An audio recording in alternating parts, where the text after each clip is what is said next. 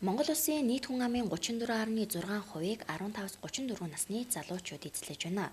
Мөн хөлмөрийн насны хүн амын 55%-ийг залуучууд эзлэж байгаа бөгөөд бүртгэлтэй ажилгүй иргэдийн 57.1% нь 15-34 насны залуучууд байна гэсэн статистик мэдээлэл бий. Иймээс залуучуудын амьдралд тулгамдж байгаа асуудлыг салбар бүрээр нь судлаж, тоо баримт судалгаанд үндэслэлсэн хөгжлийн үйлчилгээ үзүүлэх зорилгоор засгийн газрын хэрэгжүүлэгч агентлаг, гэр бүл хүүхэд залуучуудын хөгжлийн газар, шинжлэх ухааны академи, Монголын залуучуудын холбоотой хамтран 2 дахь жилдээ залуучууд судлал эрдэм шинжилгээний бавхарлыг үндэсний хэмжээнд зохион байгуулсан байна.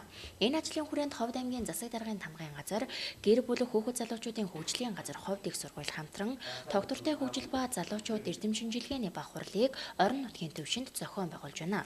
Орон нутгийн залуучуудын эрх зүйн байдал дүн шинжилгээ хийх, залуучуудын нийгмийн идэх оролцоог нэмэгдүүлэх, тэдний хөлмөр эрхлэлт, эрүүл мэнд, боловсролын талаар тулгамдж буй асуудлыг хүндэн тавьж хэлэлцэн дүгнэж дуу хоолойгоо төр засгийн удирдлагад хүргэн хэрэгжүүлэхэд энэхүү хурлын зорилго чиглэгдэж байна. Энэ залуучууд судлал гэдэг шинжилгээ ухаан маань Монгол Улсын хэмжээнд анх удаага бий болж байгаа юм ойлголт байгаа. Тэгээ улсын хэмжээнд болохоор 2 дахь жилдээ зохион байгуулагдсан ийм ажил байгаа. Манай аймаг орон нутгийн хувьд гэхээр аймгийн засаг даргын үйл ажиллагааны хөтөлбөрт тусгагдсны дагуу залуучуудын хөгжлийг дэмжих хөтөлбөрт залуучууд судлал гэсэн эрдэм шинжилгээний баахурлыг уламжил болгон жил бүр зохион байгуулна гэж оруулсны дагуу энэхүү үйл ажиллагаагаа аймгийн засаг даргын тамгын газар Ховд их сургуультай хамтран зохион байгуулж байна.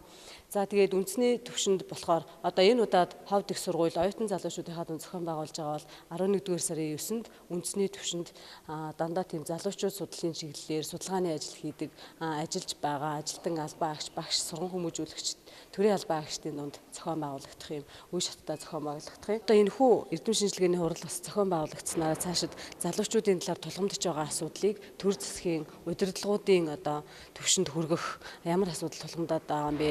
Ямар энэхүү асуудлыг одоо илрүүлснээр цаашид судалгаа шинжилгээний ажлаа улам боловсронгуй болгож энэ залуучууд судлал залуучуудын чиглэлээр одоо ажилтдаг хүмүүсийн одоо үйл ажиллагаа нь бас тодорхой болж өгнө гэж бодож байгаа.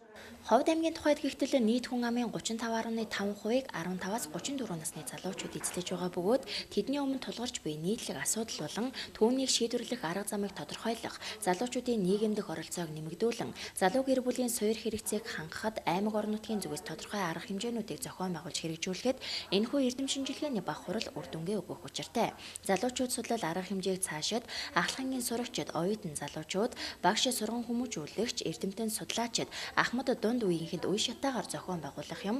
Ингэснээр өсвөр үеийн оюутан залуучуудад тулгамдж буй асуудлыг олж илрүүлэн, цар хүрээг нь өргөжүүлэн гарц шийдлийг цогцоор нь шийдвэрлэх бодлогын баримт бичгийг бий болгох юм а.